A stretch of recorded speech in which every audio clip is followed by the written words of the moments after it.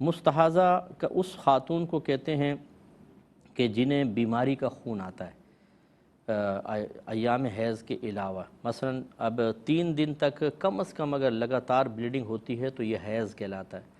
اب اگر کسی بہن کا 2 دن آ کر بند ہو گیا اور پھر آیا ہی نہیں تو یہ استحاضہ ہے۔ اسی طرح 9 سال کے بعد جو بلیڈنگ ہوگی بچی کو وہ حیض ہوگا، اگر 9 سال سے پہلے ہو استحاضہ ہے۔ اسی طرح حیض کی زیادہ سے زیادہ مدت 10 روز ہے، 10 روز کے بعد جو کچھ آئے گا وہ استحاضہ ہوگا۔ اسی طریقے سے 2 حیضوں کے درمیان کم از کم 15 دن پاکی کے ہونا لازم ہے، یہ نبی کریم صلی اللہ علیہ وسلم کا فرمان ہے۔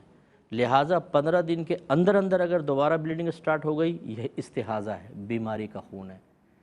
اسی طرح 55 سال کی عمر رکھی ہے، 55 سال کی عمر کے بعد جو بلیڈنگ ہو وہ استحاضہ ہے، یعنی استحاضہ وہی بیماری کا خون جو میں کہہ رہا ہوں، اور جس عورت کو آتا ہے اس کو مستحاضہ کہتے ہیں۔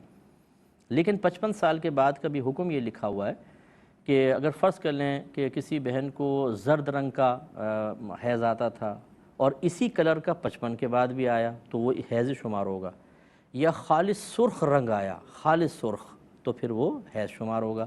لیکن اکثر 55 سال کی عمر تک حیض بند ہو جاتا ہے، ایسی عورتوں کو آئسہ کہتے ہیں، مایوس ہو جانے والی۔ تو یہ مستحاضہ کا تصور ہے، بیماری کا خون۔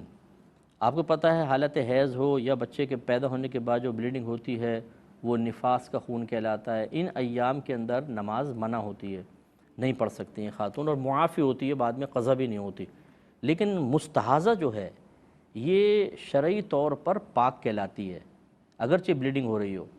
تو ایک خاتون نے ایسے آ کے مسئلہ عرض کیا کہ رسول اللہ میرا خون رکتا نہیں، تو سرکار نے ارشاد فرمایا کہ تم مطلب کوئی چیز ایسے باندھ لو کپڑا وغیرہ تاکہ خون گرے نہیں، اور وضو کرو اور نماز پڑھو، چاہے تم خون ٹپکتے ہوئے دیکھو۔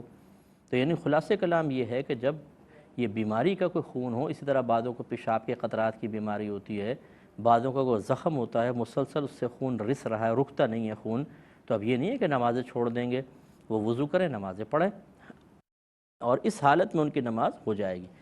یہ اب تھوڑا سا دیکھیے